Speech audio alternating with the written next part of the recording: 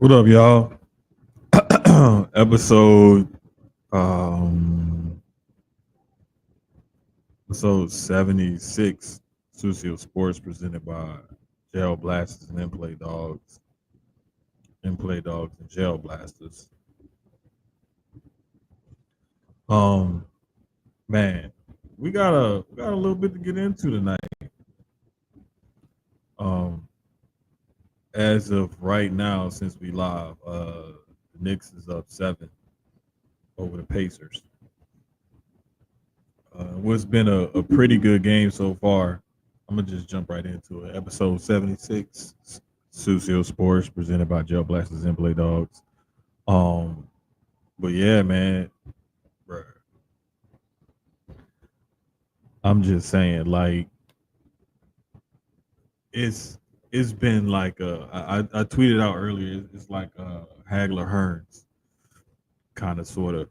Um, if you know, you know. Like that fight was one of the best fights in boxing history just because it was all action for 3 rounds and ended in a knockout.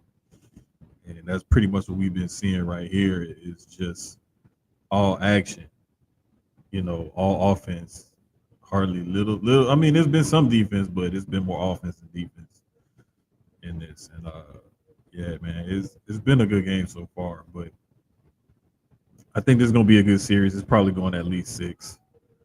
I'm guessing because I can see where the Pacers will give the Knicks fits and vice versa.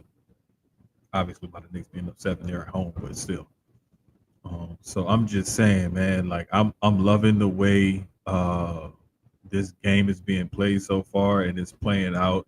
Well, not I'm not even gonna say exactly like I thought the series would, but it's looking like it's definitely gonna be a good series. Definitely gonna be a good series. So, um, anyway, man, yeah, it's looking like a good game. But last night we had a great first half in the Western Conference Final, game one between the Thunder and the T Wolves. Next thing you know, second half they just Thunder just deaded everything that they was trying to get to, everything that the Wolves was trying to do. What up, Meek? So it was basically the T Wolves turnover and inability to get any points in the paint, and just the Thunder um, creating 31 points off those 19 turnovers. So anytime you turn the ball over 19 times and the other team creates 31 points, that's a recipe for disaster in basketball. Um, just it was a good game to me because I like the execution of everything and how everything went down. I mean, if you didn't like it, that's on you. But I'm enjoying the 4 teams that we got left in the playoffs: the Thunder and the T Wolves, as well as the Knicks and the Pacers. Each team has a quality young star on it. Um, SGA, the Shea Gilgeous Alexander, the guard for the Thunder, was named MVP today. Some of y'all may not like that. I know, like I talked to the interns, and they call him a free throw merchant, just like everybody else does. They've been saying that for the longest, and I mean, unfortunately, that's the way the game is being played. That's the way the game is being called. There's nothing we can do about that. You either like it or you don't. You either watch it or you won't. I mean, it is what it is. Like to sit up here and complain about it and poo poo on it and everything. It's like, what can you do? What can you do? Like they're not going to change the rules in mid-season or nothing like that. The game is going to be the game, and the game is going to get refed and called the way the game's going to get called, and guys are going to play it according to how the referees are going to call the game. So either you like it or you don't. Like there's not much I can do to help how you feel about the game itself. I'm not here to poo poo on it, and I'm not here to champion it or anything. It's the way the game is being played now. Either you like it or you don't. Bottom line, bottom line. I happen to enjoy it. Defenses got to figure out a way around all this crap, and there's a lot of foolishness going on that needs to be curtailed, and that's up to the league and the Players Association, the competition committee, and all of them to figure it the fuck out. So who knows, man? We'll see how things go and how it keeps progressing. But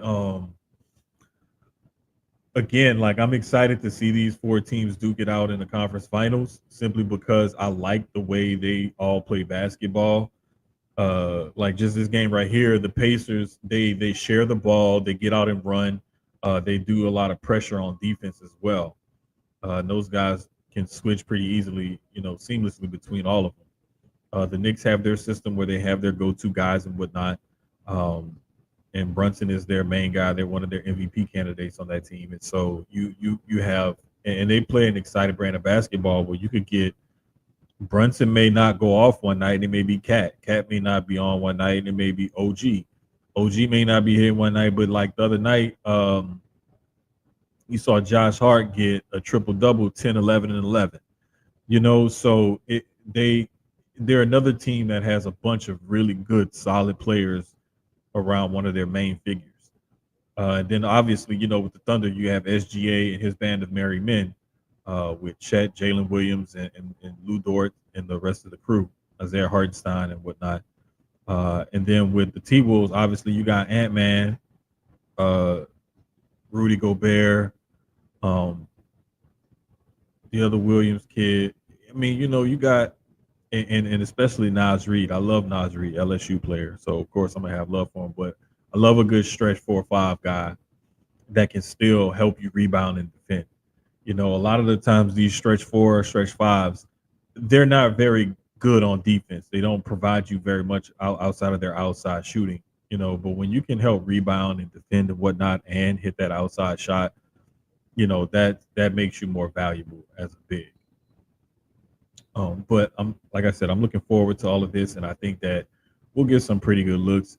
Now, the one thing I will admit to, I thought that, and I said this last week, and I think the week before last, and I thought that more people would tune in than what really did. And when that didn't happen, I was like, you know what? I gotta admit when I'm wrong. I was wrong about this. So from NBA Central on Twitter, viewership for Game 1 of this season's Western Conference Finals was down 24% from last season. Excluding the COVID-delayed playoffs of 2020 and 2021, it was the least watched conference finals opener since Grizzlies and Spurs on ABC in 2013. So the lowest watched opener of a conference finals in 12 years, outside of the 2 COVID years. Hey, when you got 2 smaller market teams, that could be the case. I was just hoping against hope that people would be excited to watch these young ballers come out and do their thing, but I guess not. So it is what it is.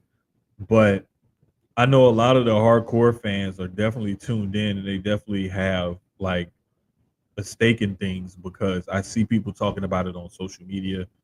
It's making the rounds. Like it's not one of those things where people are just tuning out. Um, of course, I'm plugged more into sports and different things like that. But so I should know more about it than what most people do, or I should be plugged in a little bit more to than what most people are. I'll say.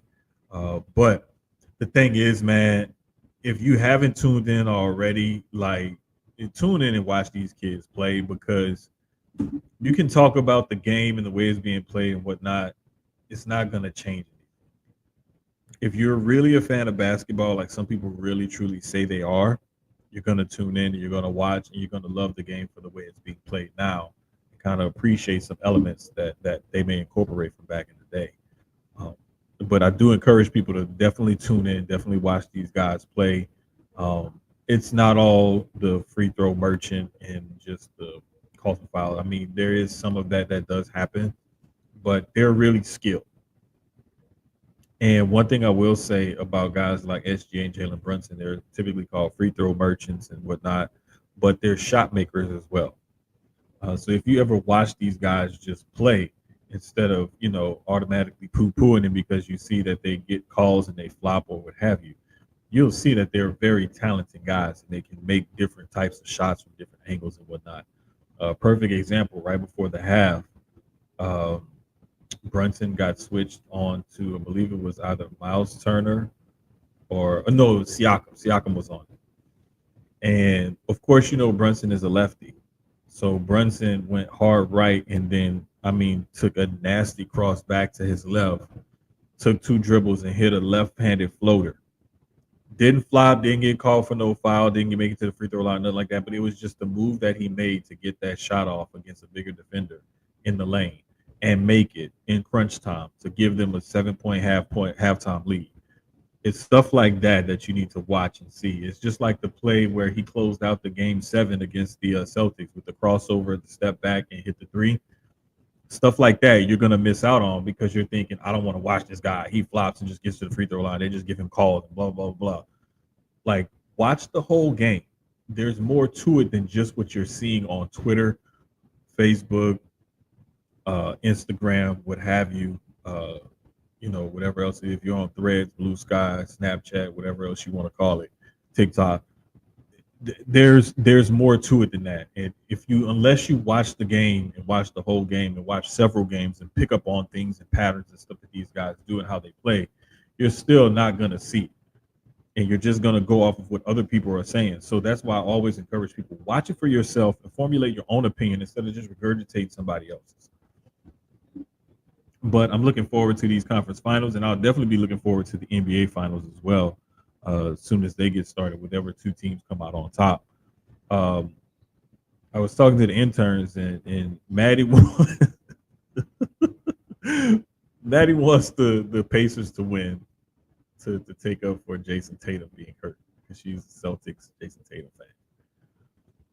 Drew is just like, yeah, whatever. I really don't care, but he really he wants to see he wants to see either team win this series.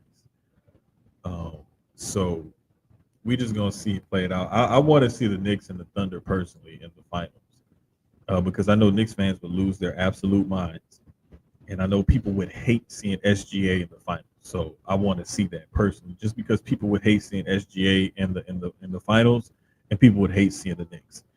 And that would be music to my ears because I don't care who out of the four, if whatever two teams make it, great. I'm gonna be watching it tuned in anyway. So if it's going to mean the more interesting storylines and whatnot, I want to see the Knicks and the Thunder make it. You got the league MVP against the one of the the top TV market in the country. One of the long-standing blue bloods of the league.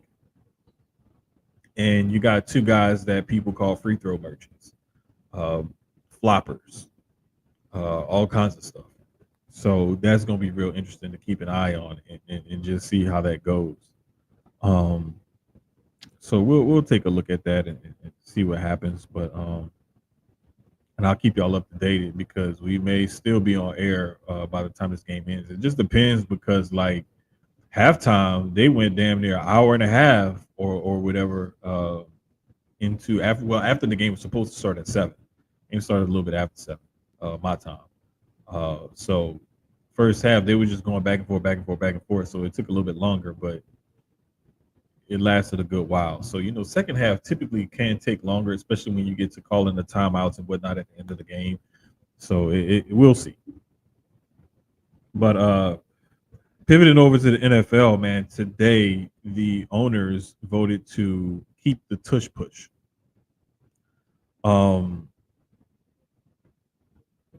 Keep the tush push. It needed a 24-8 vote to ban the play. And the vote was 22-10 to ban the play, so it didn't pass, so they voted to keep it. Reports are coming out saying that there was some tense arguments during the debate and whatnot about it. And this Negro would pop up as soon as I switch over to the NFL. It was almost like he was listening to me do this and waited till I got to this specific part to pop back up on the pod. I'm pretty sure I did. I probably was listening to it and decided to pop up as soon as I said something about the push. Tush push. So I was just saying today the owners voted to not ban the play. It didn't pass because it went 22-10 and it needed a 24-8 vote in order to ban. Of course it didn't get banned. You know why? Because real niggas understand. Bitch ass niggas just can't stop it. Punk motherfuckers. All you punk ass niggas that voted against it. It's because you can't stop it. The fuck? The As you fuck? can see, Keyz is definitely a Eagles fan. Yeah, He's letting it be known. lucky my background ain't showing right now. I had to switch computers and I ain't got the right background loaded up yet. Don't worry about it. Nah, man. I feel like this here, to be honest with you. Like, as long as you don't allow like pushing of a player that's carrying the ball or whatnot, like that's fine. Quarterback sneaks are gonna be quarterback sneaks. But like there's a certain aspect of it that could be a safety thing where I do see where they're coming from with it. So it's just, I don't know, man. I just, Y'all mad y'all D-line ain't as strong as our O-line. it ain't even that. It's the fact that no, it's to me, the thing that I don't like is if you got when you got guys behind the quarterback pushing the ball carrier. Because then you got a different type of leverage that you creating that could lead to injuries, whatever and whatnot. If it's just the O line versus the D line and the quarterback pushing behind the O line, ain't nothing wrong with that. Yeah. Ain't nothing wrong with that. But I put it to you also like this. If teams go back to having them big space eaters in the middle and them big nose tackles and stuff like that, like a Tony Saragusa or a Ted Washington or, you know, some of those guys. The big horses that used to be in the trenches. You want to stop that tush push? Put about 2-3 of them 350, 60 pounders that can move a little bit. A Don Terry Poe, another big athletic dude that was like 360 that could move. You know what I'm saying? Vita Vea. You know what I'm saying? When you got guys like that, it's a lot more difficult to get that play off than if you got that 290, you know, maybe a little close to 300-pound, you know, defensive tackle that could rush the passer, that's quick, that could shoot a gap and help stop the run. But he can't do that against that man wall. You can't do it. Leverage is everything. And even though the Eagles may have a huge like offensive line, leverage is everything. And if you get underneath them pads, low man always gonna win. So I'm just saying. But yeah, man, that happened today in the NFL. Recently Brock Purdy signed his extension with the 49ers, which we all figured was gonna happen. It was just a matter of when, where, how long, how much guaranteed. So he's getting an average of $53 million a year, and I want to say out of the 200 or so, it's like 180 or so guaranteed. So props to him for getting that deal. Whose contract was that? Brock Purdy.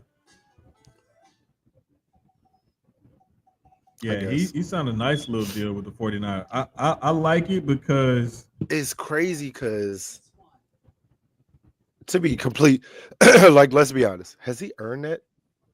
Really? I think so. Really? I would say so. Okay. Because here's the thing. Like, when you look at it, it's 5 years, 265, right? $40 million signing bonus. 182.55 guaranteed. Damn. Right now, I'm looking at it and I'm saying I think he earned it. Big Vin. What's up, Vin? Simply from the aspect of he's their franchise guy. Who are you going to replace him with, right? They should have drafted better. I do like their first round pick. What was it? A DN, I think it was. Oh, you know what? I think it was a DN. Pulled up, yeah. But they always do a good job of drafting free agency, so on and so forth. The thing that I like is that they have a guy who can execute their system, right? Yeah. And you see that he works. You see that he get guys the ball. And his career completion percentage, 67.5%. He's got 64 touchdowns, 21 interceptions. Career passer rating is 105. Like, You know, I mean, like he's doing what you're asking him to do at the quarterback position. He's not losing you games. Also, a big fuck ESPN for canceling Around the Horn. Yes, They canceled a lot of shows this week. They canceled yes, bro. Yes, Sports Center LA, the late yeah, night one. bruh, I saw that. They had their last show the other night. bruh. Was it last night or the night before? It may have been I think last it was last night night. if I'm not mistaken. Yeah, yeah. Yeah. Yeah, that Budget hurt cut. because Stan Verrett is a New Orleans guy. You know what I'm saying? So, like Budget cuts. I fucks with him. So to see it was cool to see him do his last Sports Center LA, and then also another New Orleans guy. Oh, Well, what's his all they name? gonna do is He was on Around the Horn today. they probably just gonna move them around for real. Because they didn't. Well, Or Stan did they let Verrett is them go? done at ESPN now. Oh, he is. Oh, okay. Yeah, Okay. he's done at ESPN. He said his time at ESPN is up. So he said stay tuned for whatever it is that he's gonna do next. So we're gonna see what happens. That would be key. Hey, I pointed in the right direction too. I pointed in the right direction the first time. That's funny, bro. Because with the headphones on, I wasn't even paying attention that it was still loud. I heard something. I couldn't even tell what it was though. Like, because I'm still like trying to keep an eye on the game. Nick's only up by 3 right now.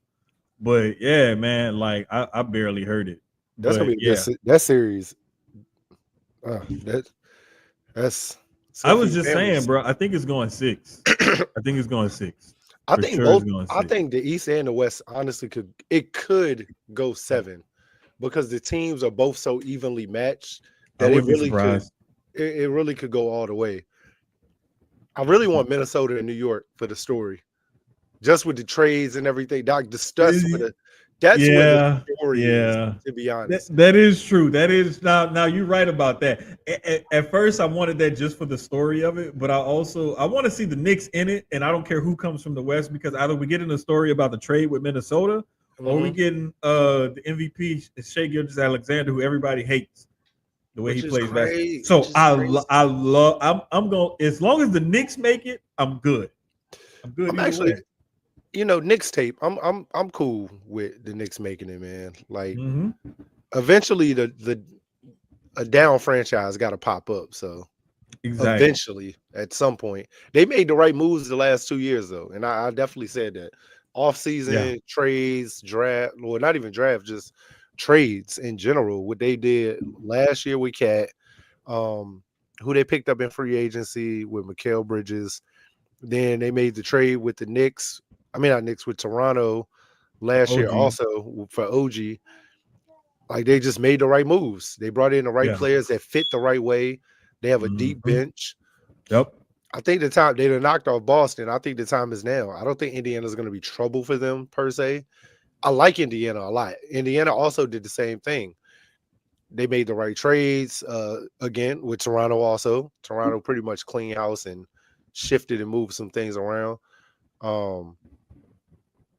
But yeah, same thing. They made the right trades, right free agent pickups, and look where they are, Eastern Conference Finals. So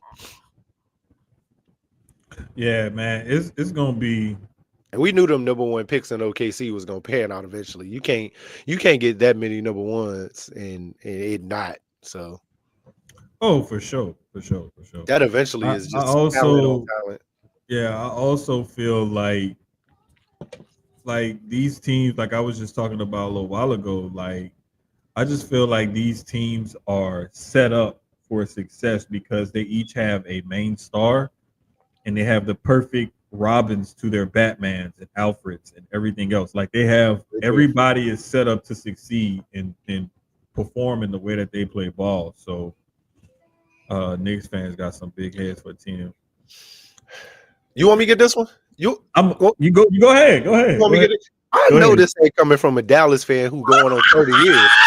I know a Dallas fan that's going on 30 years ain't talking about another team that ain't winning almost 50. Brother, already doing it. You should relate to him. 30 years? Come on, man. Next year is 30 years. You know that, right? Is it 30 next year? 96, It's 06. 30. I Yeah, believe 30. this year. It's 30 this year because it Actually, was hold on. 95. It was It was 95. 95. It was a Yeah, 95, 96 season. yeah. So it's So like 30 years this season. 06, 16. Yep, next year, next season. Or the 25, 26 season. So next season, next football. Yeah, this football season coming up. You're right. So 50 years longer than 30. But it's still 30. Shut up. Yeah. The hell? Criticize. You're right. Coming Hey from a man. Lakers fan who won in 2020, which is recent. Exactly. And see, this another thing. Like 17, catch up. I can't wait. I cannot wait to see how this all turns out, because one of the biggest things that I'm looking forward to is there's going to be another like new breed of champion that comes in that people weren't really looking for, because people are still looking at like LeBron, Steph, KD, and the stars like that. And when you're starting to get like the Bostons of last year and whoever wins it this year and stuff, when those guys start winning titles, that's when you start to see that changeover is coming, and it's time to start. Well, this season is Time to start recognizing it. It's there this season. I mean, this is the first finals in what, a long time. We ain't had a KD, a Steph, a Bron, well, no, last year too. Last year finals we didn't, because we had Luka and Kyrie, but we didn't have so last year was the first one, but that was the changing of the guard then. And I mean, you look at it now, like you're not getting those older guys are starting to phase out. We only got about 2 or 3 years left with all of them before the last one at least is gone. Steph might got a little longer than everybody else, but I still think Steph got like maybe 3. I think next year is Bron's last year. KD might got 2 or 3 left in him. We coming down to the end of it, and like Dre said, I put the other comment back up there. That new guard starts this year. It does. Look at it. It's all young really guys starting this year.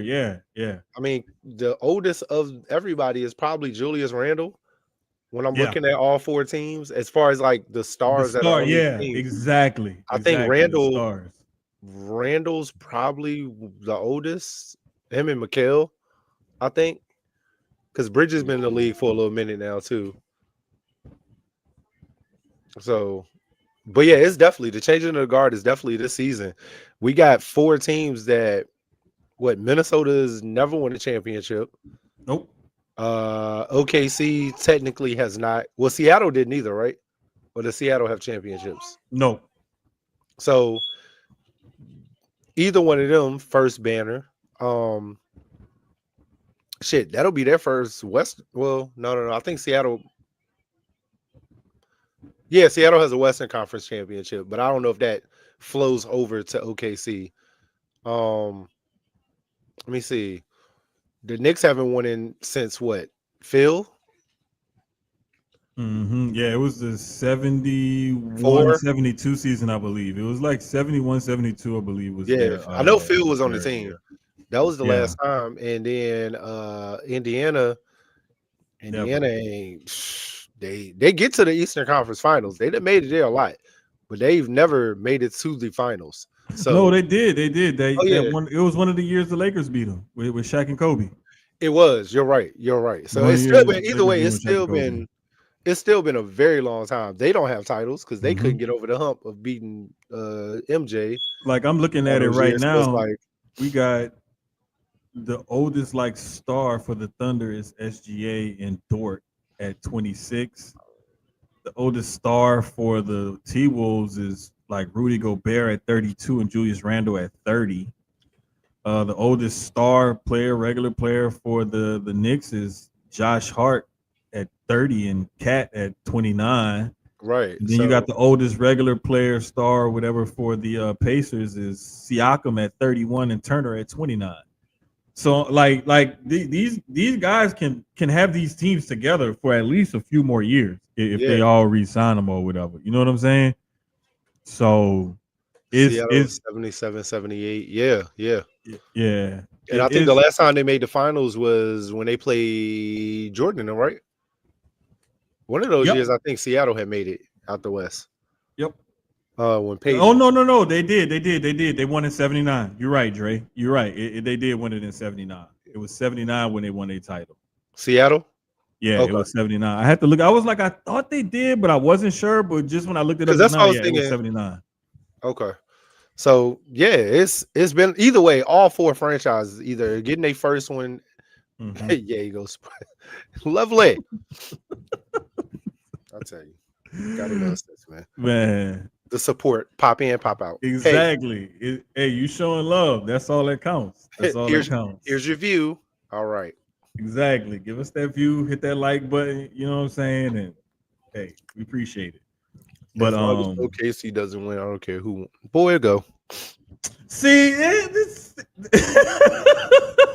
well, you know what? I can't even be mad at them because as long as Boston got locked out, I was fine. Once the Lakers were gone, long as Boston don't win, I'm good. Look, I need to keep that gap real close between 17 and 18. Keep that real close. I was just messing with Maddie and Drew. I asked them before. She was like, I want the Pacers to win because I need them to slide for Jason Tatum and the Celtics. Jason Tatum can't slide for shit. All right. Hey, she's still here. Slide for that ACL. Hey man, that Achilles tear. That was rough. I've never experienced that one. That me either. Or no, I haven't. No.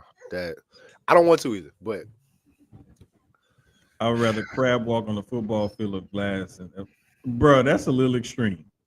Wow, that's a little extreme. You might as well go do a wrestling match for a hot dog and a handshake and a warm soda before you. That's crazy. You want to do that? Dre, you know what's crazy? I won't hear last week, but to what you just said, yeah. Hey man, the script. You know, Jermaine hates when we talk about the script. The script is real. The script is real, and that was a Shaq said it. We just saw it with the ping pong balls. Ain't no way you ship Luke out. And this ain't the first time it's happened.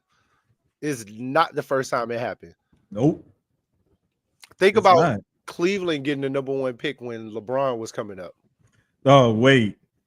Who else was it? I'll go back to like one of the first lotteries when the Knicks got Patrick Ewing in '85.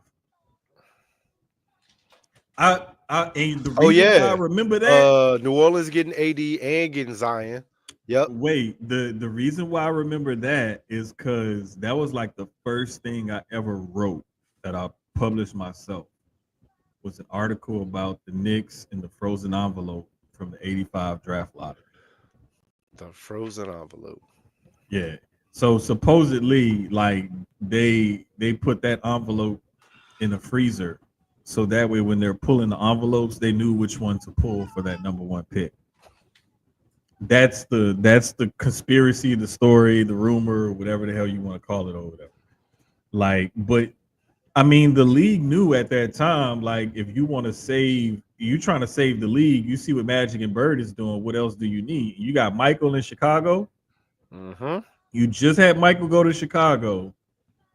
You see what Magic and Bird in the middle are doing. Jordan won Rookie of the Year.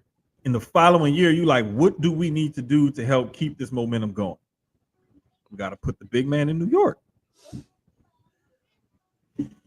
Bottom line. And then wait, on top of that, it's been something. Hold on, let me look back. But look, like I'm telling you, bro, like saw mostly teams tied to LeBron who get #1 picks following the trades or acquisitions. Yeah, Cleveland getting Kyrie after he left and went to it was a year. Was it the next season or it was a year like in between? But they did because they ended up getting #1 to get Kyrie. Now that one, the thing that makes this one really like suspicious, like a lot of that stuff wasn't that suspicious because a lot of those teams were just ass. Yeah, And they it just fell. they just It won it. did. The LeBron going to Cleveland. That one we still we can investigate that one. The reason why I say Cleveland don't was even work, ass. the reason why I say don't investigate it is because why would you put the best prospect in a whole generation in fucking Cleveland instead of putting him in New York, Miami, Chicago, or LA or Hometown something like kid. that? It don't matter. Hometown Hometown. ain't shit. I'm talking Yeah, about TV marketing dollars. but to put the Akron, whatever they call them, to put him in Cleveland, that story alone was made for TV. To be honest, and did it pan out the way it was supposed to the first go around? No, but it eventually did because he came back. He left.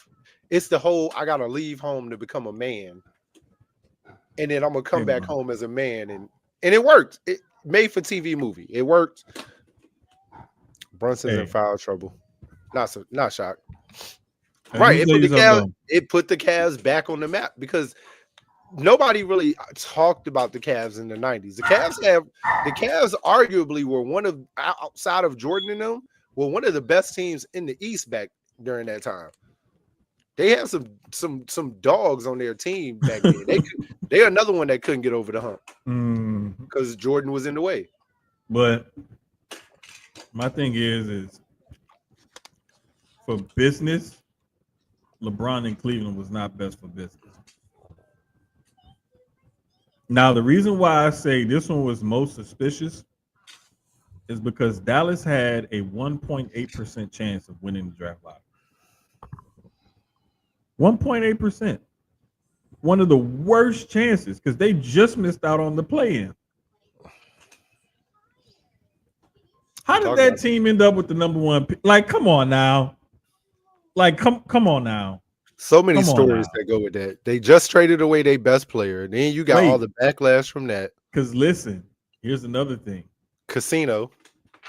This is you see this you see where I'm going with this. You see where I'm going with this. Nah, Mika. Mm-mm.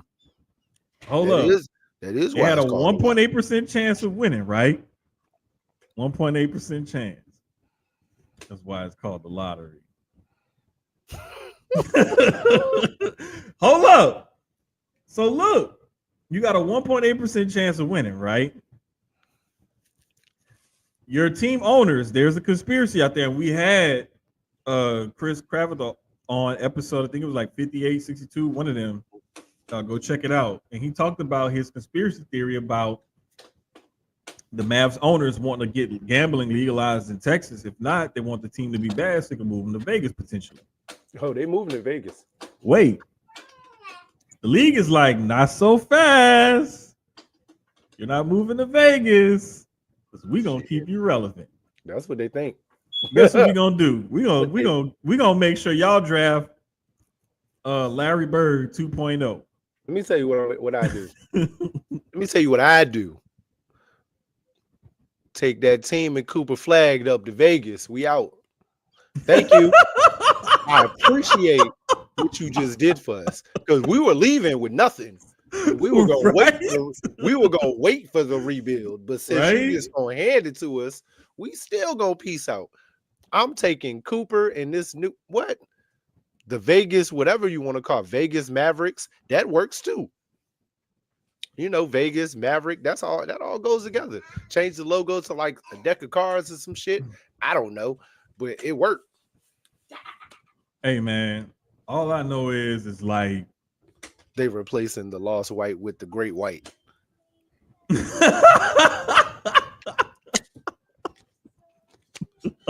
That's all they replacing the lost white with the great white. Listen. Cooper, my dog, man. Hey, I will never have a Dallas Mavericks jersey, but that'll be the one I buy. Unless somehow they fuck it up and he goes to the Spurs. Hey, I saw something earlier. I said that too. Where I think it was I lost Amari who it is. Stoudemire. Somebody, I can't remember. It was somebody on a podcast. I don't think it was Amari Stoudemire. It may have been somebody else. But somebody said, no. It was Boogie Cousins. Boogie Cousins. That was the one. Oh, I know exactly what he said too, and I agree with He him. was like, he feels like Ace Bailey He is like the next like Tracy McGrady like variant. I'm gonna be real. I think Ace. I'm not gonna fully agree. He got that type of talent with that type of height and the ball handling and whatnot and the scoring ability. He has it in him. With the with the picks being Mavs Spurs, right? In my personal opinion, I think with what the Mavs have, I think Ace Bailey fits better with that with Kyrie and AD. And I might be wrong, but I think Cooper could too, because Cooper's a 3-4 with AD. You still got AD in the middle. AD has to play the center whether he wants to or not. And then you got Cooper at that 3-4. Because they got some other bigs that'll play in there that could play at 4. With the Spurs, you putting Cooper with Wemby. I think that's better than you putting Ace there because of them just getting Fox and some of the other pieces that they already drafted. So for me, I think Ace fits better with the Mavs and Cooper fits better with the Spurs. If we're looking at it from a pure basketball standpoint, not the business side of it and the fans and all of that. From that standpoint, of course, Cooper is the bigger name. I would say he should go to the Mavs at number 1, of course. But from a strictly basketball standpoint, I think Ace fits better with the Mavs and Cooper fits better with the Spurs. But Cooper fits with either one. Because like I said, you got 2 bigs and AD and Wemby. You got guards and Fox and Kyrie. So they both fit each team, in the way that they need to. Bro, you can't go wrong like, either way, you really can't. Some people will say you can go wrong. I don't think you can go wrong with either pick, to be honest. I don't think so either. Boogie. I agree with Boogie. Ace Bailey is I paid attention. I watched him in high school. I paid attention what he did at Rutgers last year. The boy is a dog. Bruh, he's an old school dog. Like he said, that T-Mac, Anthony Hardaway, like dog. Like dog. And Cooper is too, though. And the thing is, man, and the reason why I get the comparisons of Cooper to Larry Bird is because Bird was an all-around player. People will say, oh, he's, the threes and the outside shooting, the scoring or whatever, but Bird was a triple-double threat. And people forget Bird won MVP 3 years in a row in the middle of the 80s when you had a bunch of hoopers. Like, you had some real ballers in the 80s. And Bird won MVP 3 years in a row in the middle of that decade. Like, you could say what you want about the hick from French Lick, but that dude could play some basketball. Oh, yeah. The dude could play some ball, man. So it's going to be interesting to see, like, how all this plays out, how it develops. Ebony and Ivory is together in harmony. That's crazy. You never know what you're gonna get on this show, man. Hey, listen here. Look, we did some singing and stuff last night on Gresh Unleashed, bruh. Then Gresh bust out this voice modulator and I almost spit water all over everything. Bro, I had to literally hold my mouth. Oh, man, we got to bring Gresh over here one night, man. I told, bro, it's like a list. I got a whole freaking list of people that we need to get on. Yeah.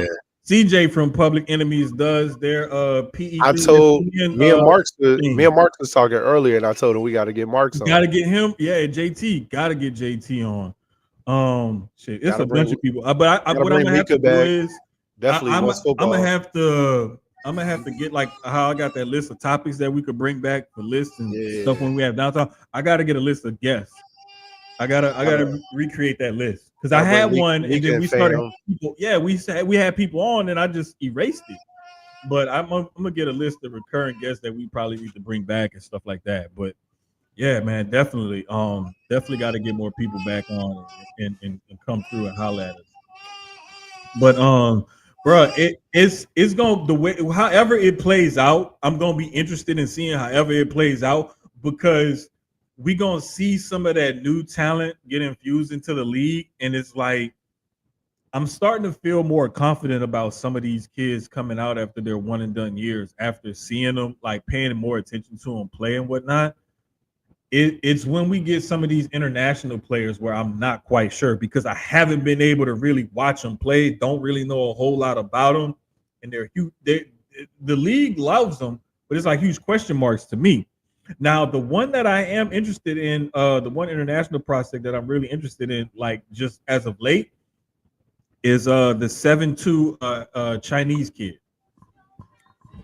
He shows some athleticism, some moves and whatnot, especially in the post, and then he can shoot a little bit from the outside.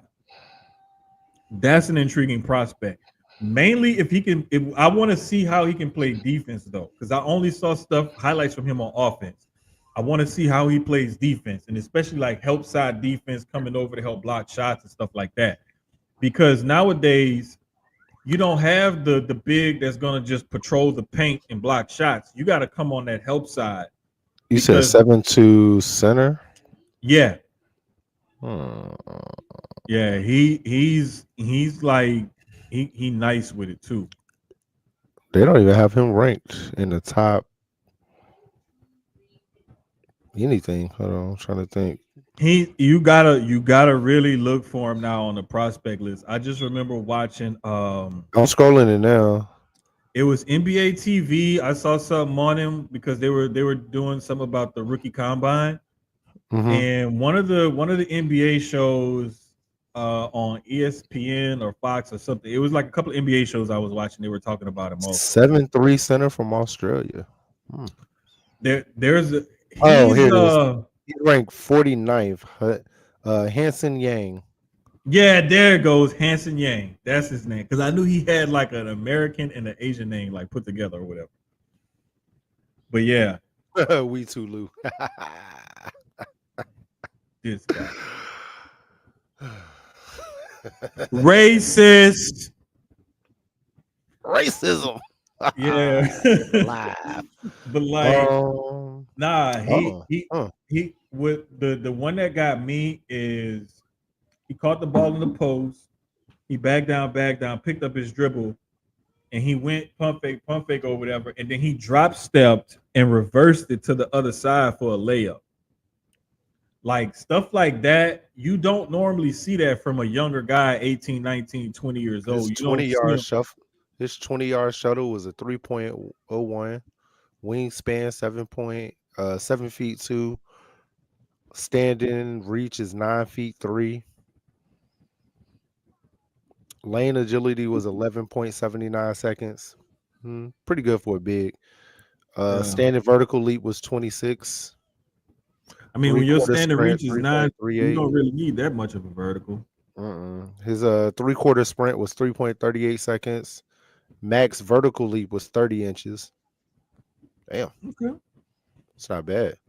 I mean, ranked 49th, so and the he thing may or may not come off the board. Well, here's what I was going to say. It's a lot of centers in front of him. Yeah, it's a lot of centers in front of him, but the thing is teams will fall in love with certain traits and aspects and see like where does the potential lie in a guy like this. And he may come off the board sooner rather than later. He may or may not, like depending on what he does in workouts and things like that. When teams bring him in for a workout or whatever, he could end up being one of those late risers and shoot up the board because teams are really starting to see like, well, wait a minute, where can he fit into this offense or what have you? So that's why I always say, like, I don't know, man. Some of these guys may surprise you where they come in at, but it's gonna be interesting to keep an eye on for sure. Dre. I love that question. I wanted to. I know. I saw your question, fool. Shut up.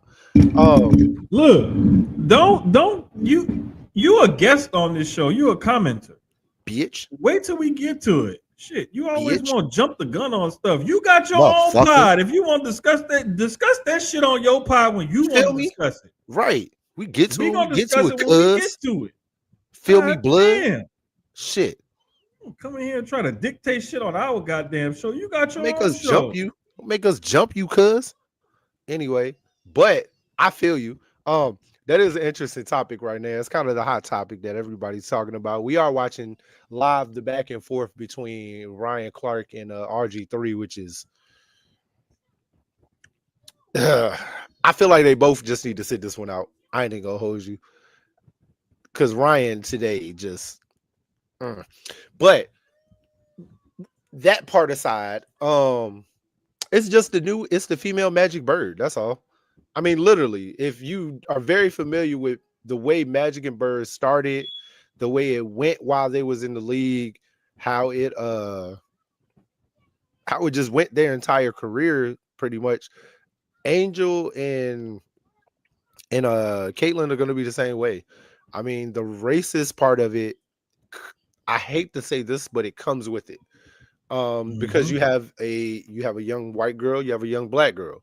No different than Magic and Bird. You have a young black kid, you have a young white kid. Same thing. One comes from this side of the tracks, one comes from that side of the tracks.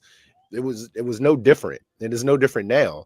The one thing that people don't realize is that while people who are new to it are looking at Angel like she's like the new villain, or in a sense, Angel's been a villain since she was at Maryland. If you've paid attention to who she is and how she balls,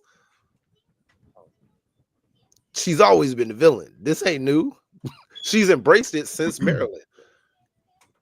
Now, is Caitlyn also a villain? Yes. Yeah. Yes, she is. She throws stones and hides her hands. That's most players, most hoopers. I play ball. Jermaine's play ball. We know a majority of hoopers do that. You throw your stones, you hide your hands when the refs come around, and you act like you ain't do nothing. Which me? No, not me. I ain't do nothing. That was him. You see that?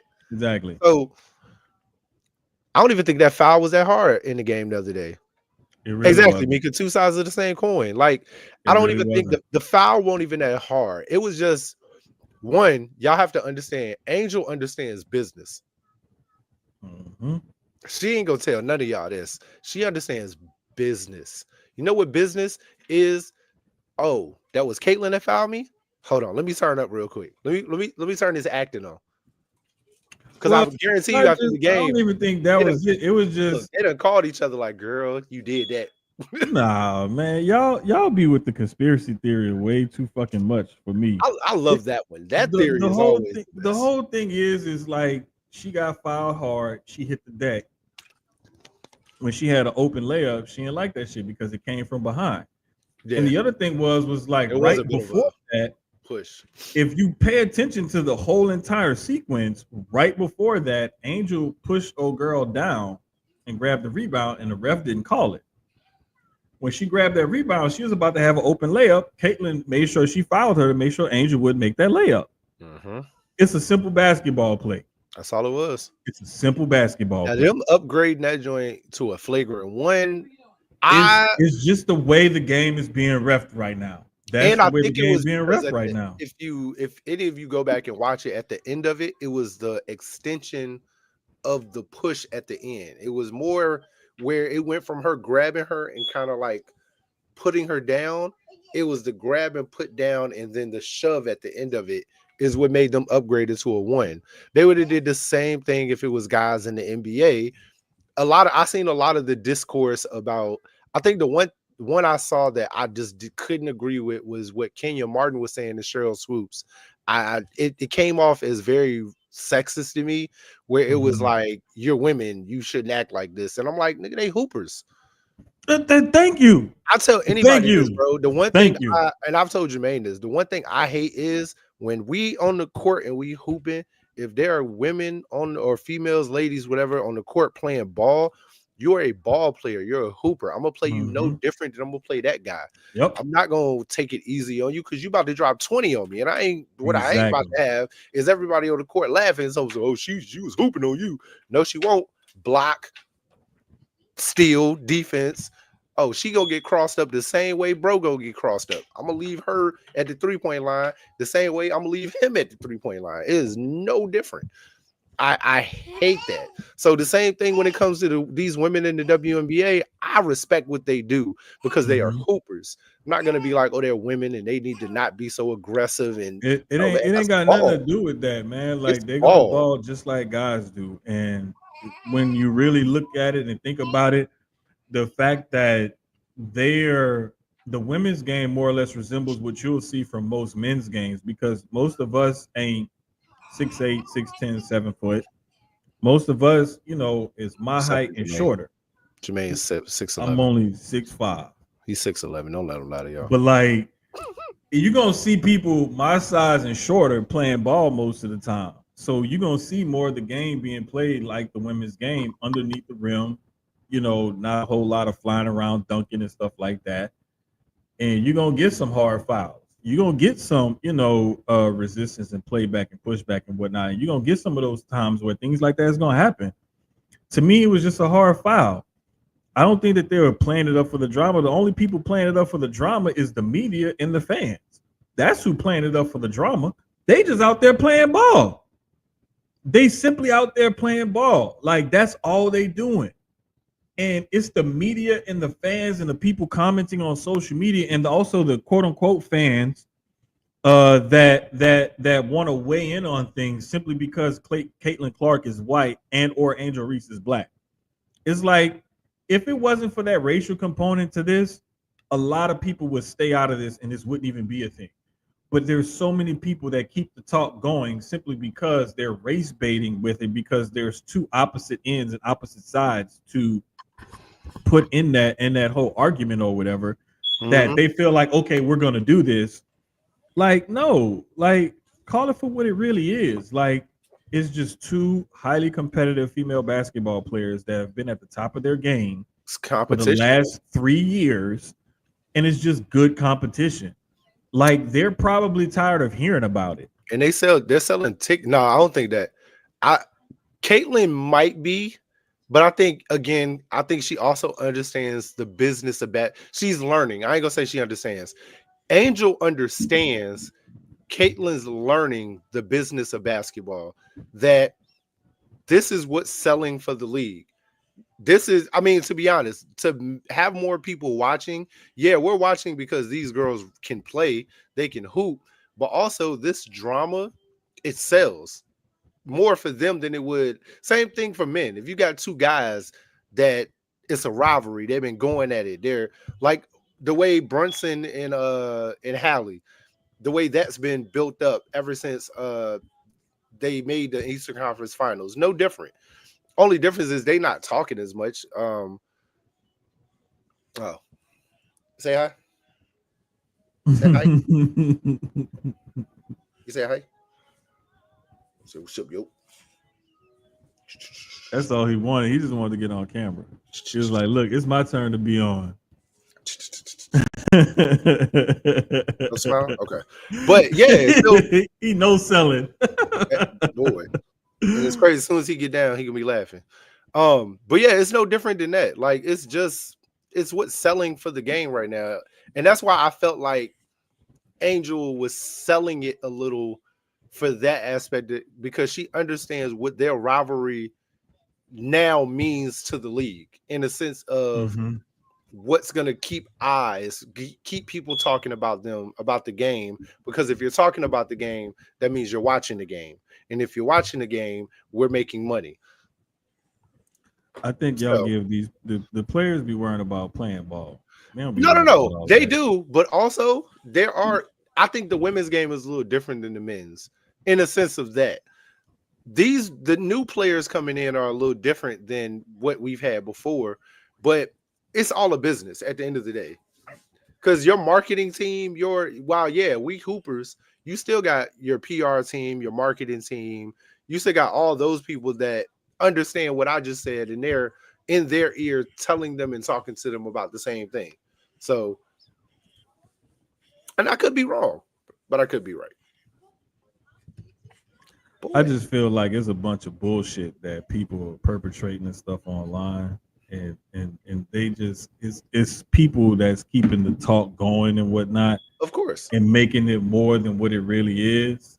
And that engagement and whatnot is why we got the whole Ryan Clark RG3 thing in the first place.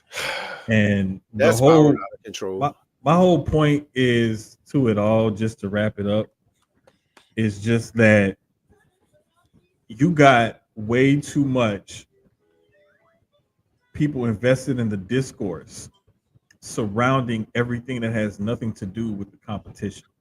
And that's the part that I hate. It's so much discourse around everything that has nothing to do with what happens on that court.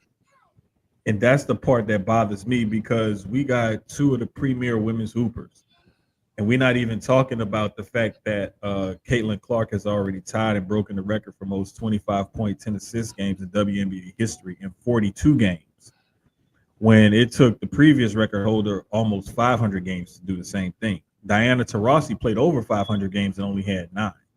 Caitlin Clark did it in 42 games. Well, Like, Angel we're not was talking about that.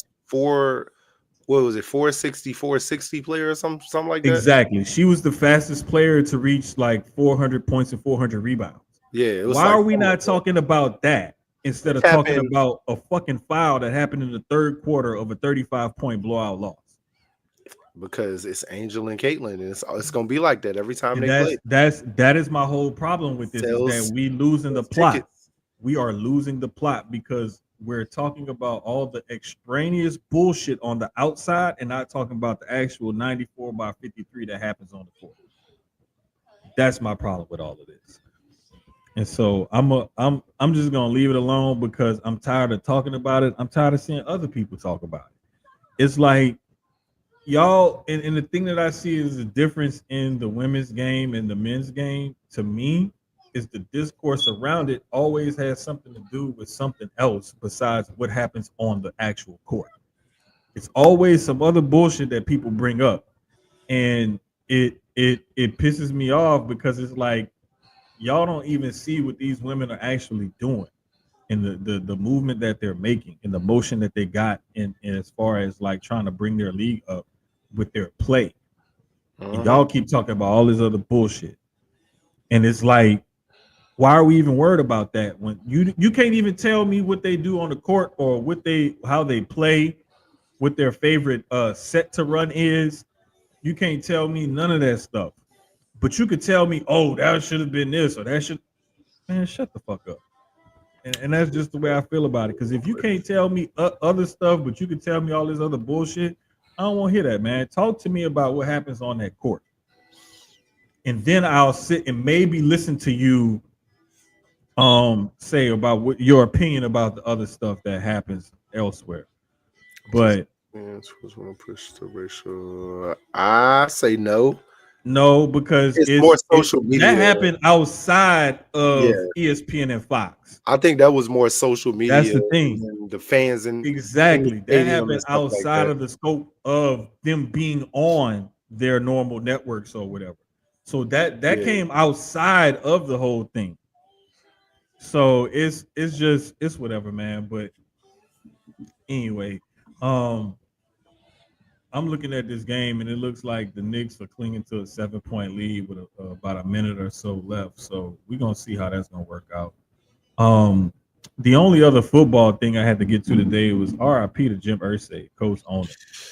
Yeah, hey man, that came out of nowhere, bro. Like, I knew he had cancer. I knew he had been sick for a while and stuff. Yeah, and he was trying to go down to Costa Rica and just chill on the beach, get some alternative treatment or something maybe. And the coolest thing was just to learn that he passed in his sleep.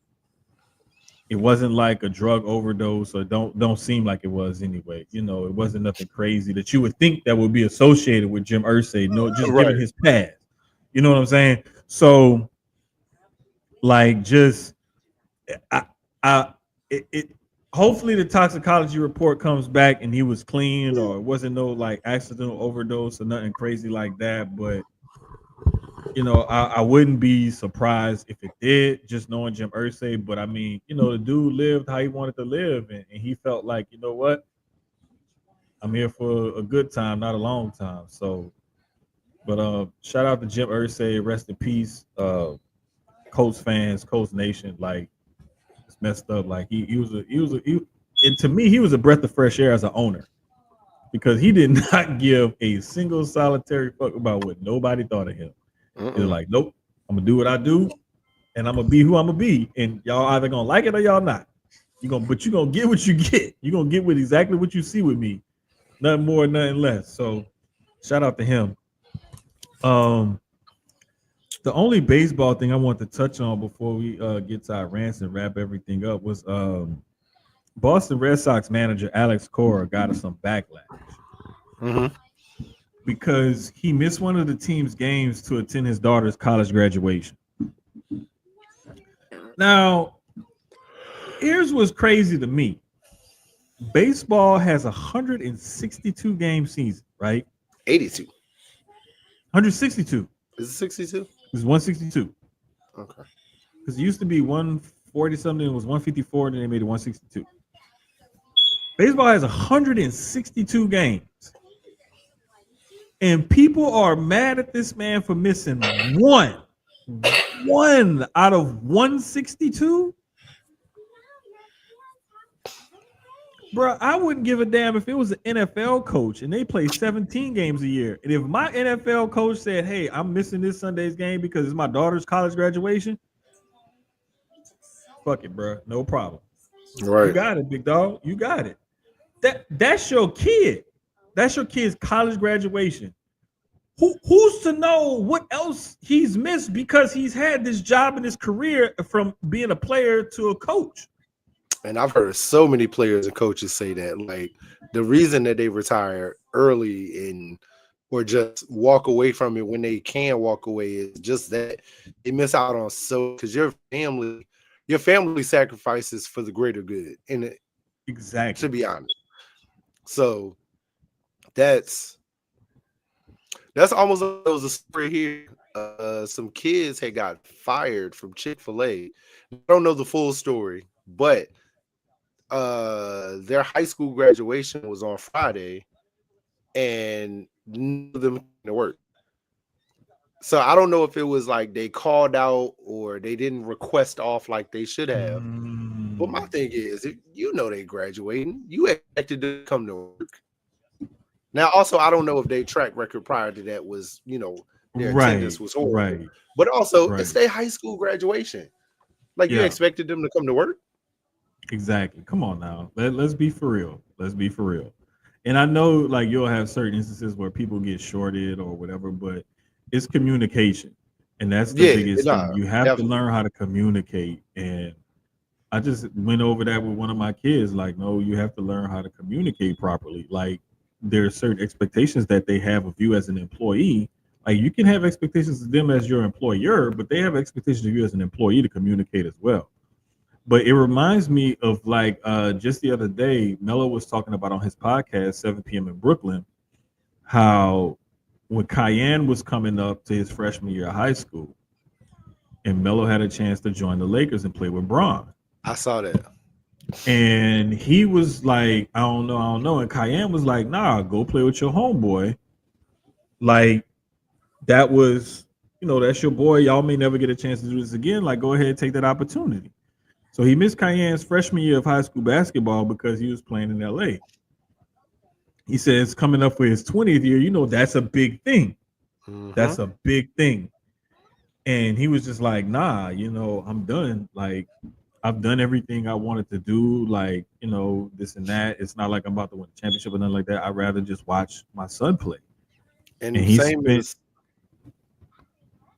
was going to say same with Bron when that was Bron's whole, other than playing for the Lakers, that was also part of his whole reason was being able to watch Bronny play while and then now watching Bryce also, and being able to, because of the home games and the home schedule, being able to be more present for games in LA at their school. So yeah, definitely. And to me, it's like a lot of the times athletes make these decisions and whatnot because they want to be more involved in their kids' lives and stuff like that. And if you're the major league manager of the Boston Red Sox, yes, that is a high profile, high pressure job, but we're talking about one game out of 162. I'm sure that one game will not make that big of a difference when it comes down to whether or not they make the playoffs or not. And if it does, oh well. That's his kid's college graduation. How many times do you get to attend your kid's college graduation? I got 162 of these games I got to manage every year that I'm still employed as the manager. I'm going to get to do this a lot. There's only one kid that's going to have that one college graduation, and I'm not going to miss it. Fuck y'all. So, however you feel, you feel. Dre, that was insane that they did make that comeback because I was seeing the alerts and I wasn't realizing like they actually went back up. I saw that they had came back or they was coming back or they had scored a couple goals, but I didn't realize that they had came back and it was up now. So that's crazy.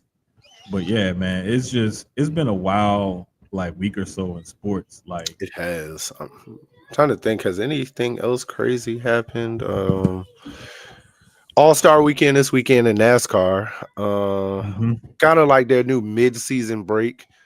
Usually this weekend is the first race in Richmond, but with the new schedule, they've removed a few races.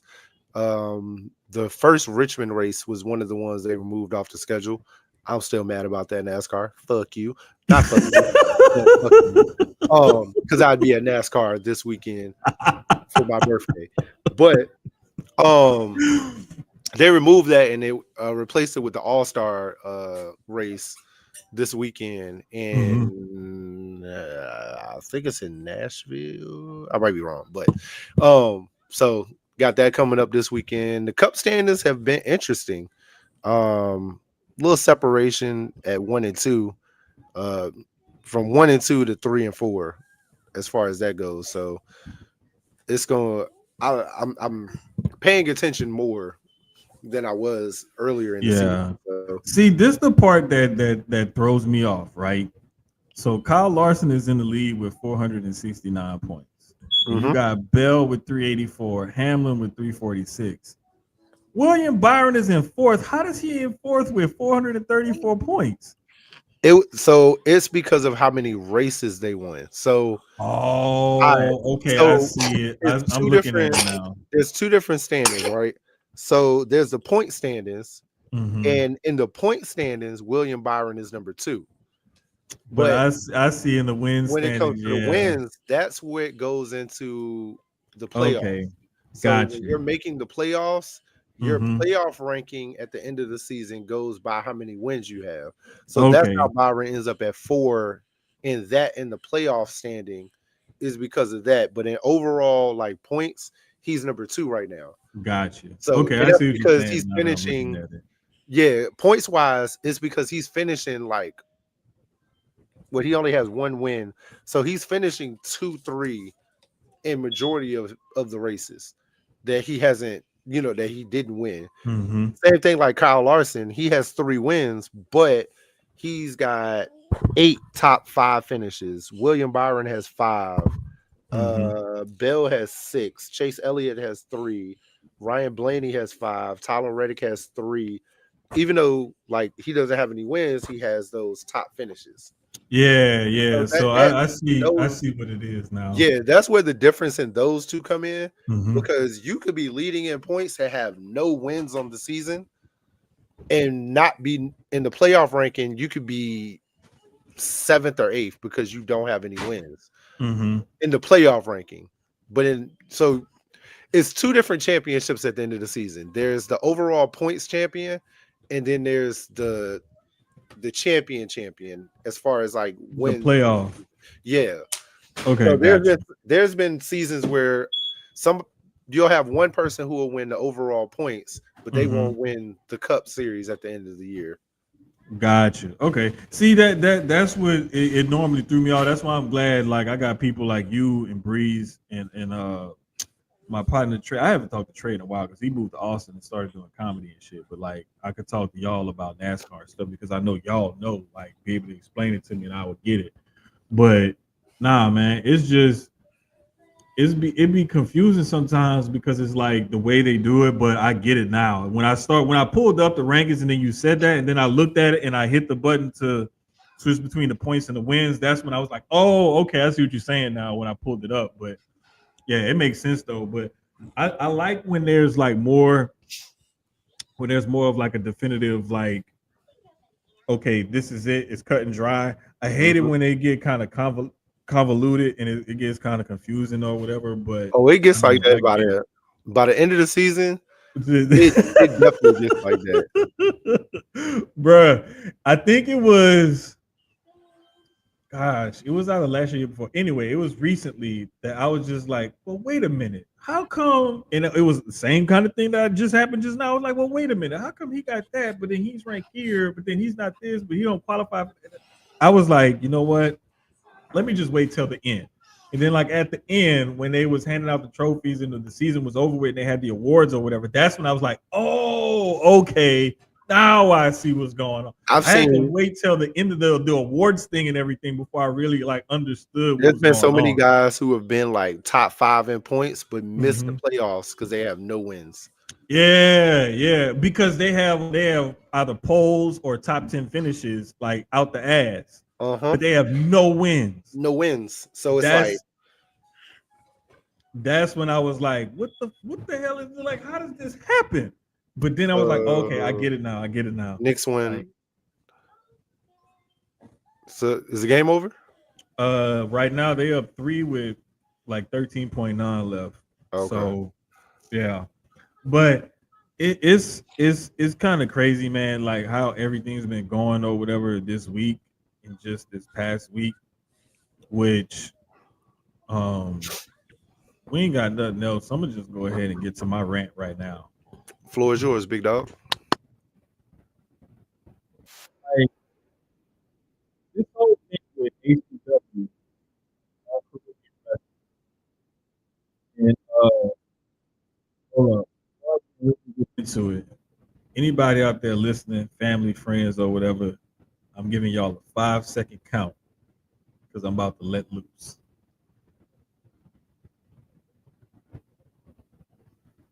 All right, if you ain't tuned out by now, you're just gonna have to hit me cuss and get crazy because this shit really pissed me the fuck off. So this shit with All Caribbean Wrestling, right? And this whole ass nigga JB Cool, he wants to downgrade and talk to these women, calling them bitches, ungrateful hoes, all type of shit, right? Meanwhile, nigga, you couldn't draw a dollar or a dime to save your fucking life when you was a wrestler. But you won't come in here and get a promotion started and won't talk crazy to these women. Now, it's one thing like for a man to talk down to a woman and to use his position of power to overpower a woman or a female and kind of put her in her place, quote unquote, and like treat her shitty or whatever. But it really irks me when, I mean, that already bothers me because men who use their position, their power to treat women like that, you're already a bitch ass nigga. Like you're already a bitch to me. Like I don't give a fuck what you say. Like unless a woman is trying to kill you, there is no reason for a man to put his hands on a woman. Call it what you want, just don't call me collect, motherfucker. But for it to be a black man doing that to black women in wrestling, knowing how black people have had it hard to get any type of foothold in the wrestling game as it is, that extra pisses me off. But then to take it even a step further, I'm seeing it's not only Maya World, Jada Stone, and Maserati that he's doing this shit to women, minority women. But then I see guys like Danny Limelight, Luke Curtis, and Zicky Dice coming out saying that, yeah, he screwed over us too. So not only were you screwing over women and black women at that, you was just screwing over everybody. It didn't matter, white, black, Hispanic, male, female, you just screwed over everybody. So you basically was just a bitch ass nigga who had a position of power, who chose to abuse that power and dangle certain things over people's heads, threatened to not pay for their flights home, kick them out of hotel rooms, call them out of their name, get all aggressive. And then it was a Facebook post from Luke Curtis where we got the context of JB sitting down there in cuffs looking like he about to cry and snitch on everybody, like the bitch that he is. Because you decided to break into the school, steal the wrestling ring, and then damage the rest of everything that you left. Why? Because for whatever reason, you felt like you had the power to do so. Like, I'm tired of that shit, bro. Like, especially when it's us doing it to us. That's what really, really set me off because I look at Jada Stone, Pocket Rocket, right? And I got a kid that's about her age, two of them about her age, right? Young. I look at Maya World. We just saw Maya when she was in Vegas. Maya took a nasty bump, but she came bounced back and was like at the watch party the next night or whatever for Mania. She was good. You know, and Mika, I'm not sure if Mika still, but Mika knows because Maya wrestles out of her home promotion up there in Dallas area. And Sloan nicknamed Jada Stone Pocket Rocket like last year sometime. Like, so we got people that know these people that fuck with these people that say, hey, you know what? Like, we cool with these people, and to see somebody to do this to people that we know that we cool with and whatnot, like that don't sit right with me. But it's a bigger picture out there that all this weird shit in wrestling gotta fucking go. All this sexual assault, all this being ugly to women shit, all this holding people back, dangling stuff over people's heads and whatnot, trying to say, "Oh, you get WWID, we could get you, we could help get you signed," and all this other stuff, only for you to not fall through on what you're saying. All of that kind of stuff, man. All that shit gotta go, bro. Like that shit gotta go. Like we can't have this shit no more. And it ain't no place for this no more in wrestling. And I'm glad they spoke up and I'm glad they said something. I'm glad they're getting it off their chest and whatnot. I'm glad all this is going on. I'm glad all this is taking place. All this is happening because it needs to expose these people, expose them for who they really are and what they really are. A bunch of no good bitch ass niggas. And they need to be exposed. Because I'm not about to sit up here and watch this shit keep happening and not say nothing about it. Now, in due time, these ladies and these guys will have their platforms and they'll have a way to express themselves and tell their own stories. But just for me and mine, I just had to get this shit off my chest because I feel like it needs to be said, it needs to be brought to the forefront. The more we talk about it, the more it needs to happen, the more it needs to come out, the more that needs to be done about it. And I'm quite frankly, I'm just tired of not doing anything, not saying anything. People always talk about we need to do something, we need to do something. No, I'm gonna start doing something. And every time I see this shit, I'm gonna start amplifying the signal, retweet, calling it out, comment, interacting with these posts because this shit needs to stop. And that's not just in wrestling, it's in all industries and everywhere. But just with this platform that I have, I'm choosing to use my platform to say, no, I'm going to stand up and I'm going to say something about this shit because I'm not going to sit back and just let it happen. I'm looking at my daughter right here. She's 19. Like if that was my daughter, I'd be ready to beat the fuck out of you. That'd be your ass. And there ain't nothing that nobody, God himself wouldn't be able to stand in my way from me beating your ass if you would have did that to my fucking daughter. So I'm just saying, like the bullshit needs to stop and it needs to be called out. Period, point blank, as simple as that. I bequeath my time.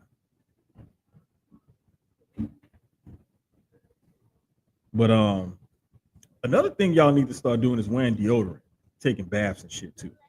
I'm starting to get sick of that shit too. And I'm sorry I had to lighten the mood because I got a little hot-headed and I didn't want to end the show on a bad note like that. But y'all motherfuckers really need to start taking baths and shit. Because I shout out to Cal and Stephen Wolf earlier. My bad, y'all. I missed the interview time earlier. That was my fault. I should have double checked the time or whatever, but we're gonna get that rescheduled. Stephen, good people though. I appreciate him for understanding, appreciate Cal for understanding, whatever. But I gotta get to one of his shows. I think he said he's gonna be in Austin this coming week or weekend or whatever, but I may not be able to make that one, but I'm gonna keep up with his bookings, but I definitely need to get to his shows. I need to get to another ROW show because I missed the one a couple weeks ago. Y'all motherfuckers need to start taking baths and wearing deodorant, goddammit. I'm telling you. Because if I come to a wrestling show and I identify you and the odor is coming from you, I'm taking your picture and I'm putting you on blast. I'm letting y'all know now, if you see me at a wrestling show here locally in Texas and you stink, I'm putting you on blast. I'm letting you know right now, I'm putting you on blast. Put some lotion on. And please wear lotion. Please. I don't care. It don't have to be scented lotion. It can at least just don't be ashy. And don't stink. Because you stink.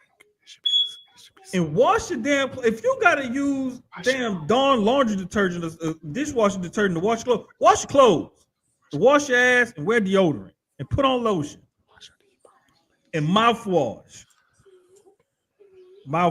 mints. Brush your tongue.